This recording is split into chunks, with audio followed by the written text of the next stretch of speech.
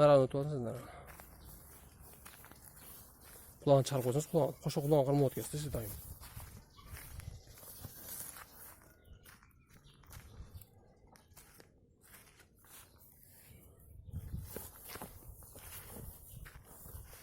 Koy ver. Koy ver.